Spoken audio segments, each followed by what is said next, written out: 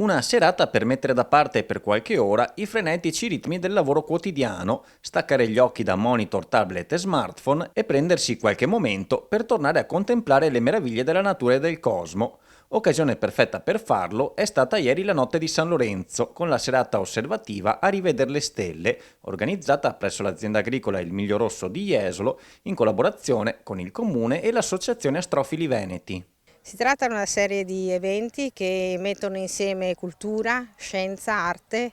territorio e che vogliono appunto valorizzare quello che è il patrimonio dell'entroterra. L'appuntamento di stasera cade nella notte di San Lorenzo, che evoca tante cose. Come dice anche il titolo di questa serata, dei ricordi danteschi, no? Dante chiude tutte le cantiche della sua Divina Commedia citando le stelle che ci guardano dall'alto ma che noi guardiamo sempre come un segno di speranza. Sono state oltre 600 le persone arrivate per cogliere l'occasione di un tour guidato tra pianeti e nebulose, in attesa anche della magia delle stelle cadenti, o come è più corretto chiamarle, meteore, in particolare lo sciame delle Perseidi, che toccherà il suo culmine sabato notte. Faremo un'introduzione innanzitutto al sistema solare per i bambini, per i più piccoli, e poi daremo delle informazioni scientifiche su quello che è l'effetto stella cadente, come nascono, da dove arrivano, la loro composizione, e poi faremo un piccolo giretto, diciamo, attorno un po' al sistema solare, andremo a vedere qualche nebulosa, qualche ammasso globulare,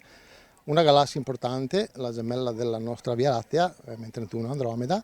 e M57 una nebulosa planetaria ed M27 un'altra nebulosa planetaria. Moltissimi i curiosi grandi e piccini che hanno formato lunghe code ai 6 telescopi presenti per osservare un piccolo spicchio di cosmo, rimanendo ammaliati alla vista del Signore degli Anelli, Saturno o di qualche galassia e ammasso stellare. Tra le chicche presentate dal gruppo, poi, un telescopio particolarmente votato alla divulgazione, grazie all'elettronica che permette lo stacking delle immagini in tempo reale, mostrando poi il risultato in un'apposita app per lo smartphone. Qui ho un telescopio che è un Newton, un riflettore, però è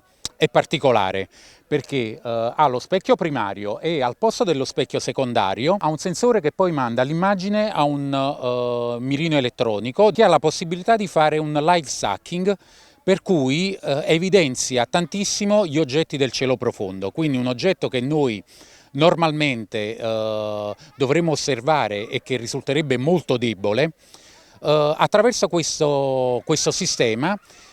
viene messo molto in evidenza. Si vede via app, si possono salvare le immagini che si vedono, e per cui è totalmente controllabile via app, però diciamo ha il vantaggio di poter osservare come un telescopio normale anche dall'oculare. Consigliamo ovviamente ai genitori di portare i ragazzi a questi eventi che accendono una piccola miccia che poi non si spegne, rimane lì ferma però non si spegne mai.